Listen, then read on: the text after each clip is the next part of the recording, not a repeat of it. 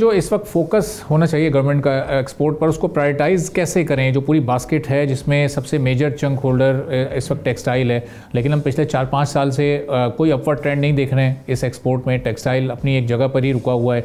IT exports हम gradually पिछले 2 साल में इसको बढ़ता हुआ देख रहे हैं। तो ऐसे इमर्जिंग सेक्टर्स पर इस वक्त ज़्यादा फोकस होना चाहिए, या जो एग्जिस्टिंग शेयर होल्डर मेजर हैं उन पर इस वक्त हुकूमत का ज़्यादा फोकस होना चाहिए कि उन्हें कैसे रिवाइवल मोड में लाना है?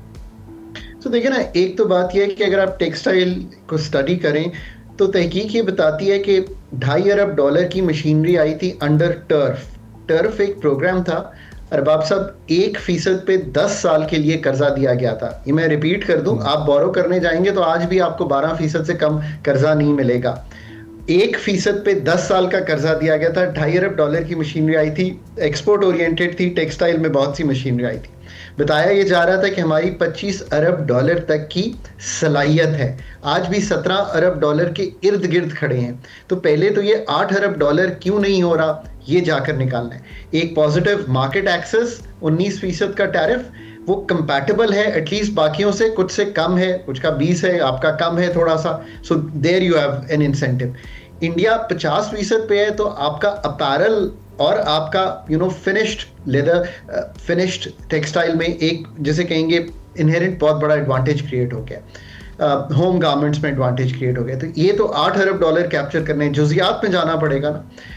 नंबर 2 देखें, आईटी में ये जो बाकी 30,000 ग्रेजुएट है ना आपका, जो इस काबिल नहीं है, उसका भी एक तरीका है। आजकल दुनिया मूव कर गई है 40 दिन के बूट कैंप्स पे कि यार इन्होंने क्या प्रोडक्ट जो है ITES की सर्विसेज की एक्सपोर्ट करनी है, तो हम बूट कैंप्स लगाएं। और सिलिकॉन वैली में जो पाकिस्तानी दोस्त काम करते हैं उनको बुलाएं पाकिस्तान, और ये बूट कैंप्स जो है इनको तैयार करें उन 30,000 को जिनके पास शायद बेसिक डिग्री तो होगी but they don't have that kind of know how, they are not upgraded to that level because they have gone to universities और colleges which are not of the comparison of our top GIK और the others. So number 2, क्या 3.5 अरब को 5 अरब तक ले जाया जा सकता है? आई थिंक अगले 1-2 साल में पॉसिबल है। $1.5 अरब यहाँ, $8 अरब पहला। अब तीसरा है आपका इंपोर्ट होता है फूड का, वो तकरीबन $10 अरब का होता है। एक्सपोर्ट होता है $6-7 अरब का।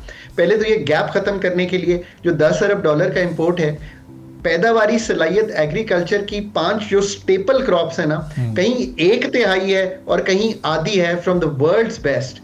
And also what is more important कि अगर वर्ल्ड्स बेस्ट को छोड़ भी दूं, जो हमारा छोटा एग्रीकल्चरिस्ट है और जो बड़ा फार्मर है, जो जरा प्रोफेशनल है, जिसकी खाद बेहतर है, जिसका सीड बेहतर है, वो यील्ड्स बेहतर ले रहा है, वाटर मैनेजमेंट बेहतर कर रहा है, उसमें भी बहुत फर्क है। अगर इसी को अपग्रेड कर लें, वीट 29 से क्रॉस कर जाएं, राइस $2.5-3 अरब की एक्सपोर्ट क्रिएट हुई थी, इसको बढ़ा लें, तो ये $3-4 अरब का वहां गैप इंपोर्ट एक्सपोर्ट का निकालें, और food basket of the middle east बन सकते हैं आप। जहां पैरल की हमने बात की, US की, आप फूड बास्केट का पार्ट बन सकते हैं। क्यों बन सकते हैं? देखिए ना, सारा मिडल ईस्ट एक्सपैंडिंग है, उनको हलाल मीट भी चाहिए, वेजीज भी चाहिए, ये सारा काम चाहिए।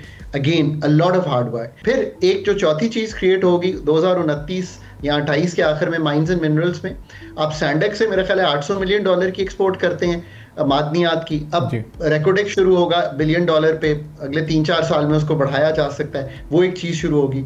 But not to $60 billion, but 3 साल का हदफ ये तो कम से कम होना चाहिए कि गुड्स की एक्सपोर्ट जो है वो 40-42-45 अरब के करीब जा सकती है, जैसे हमने आपके सामने रखा है। बट ये पूरे मुल्क की जो एम्बियंस है ना, उसको ठीक करना पड़ेगा।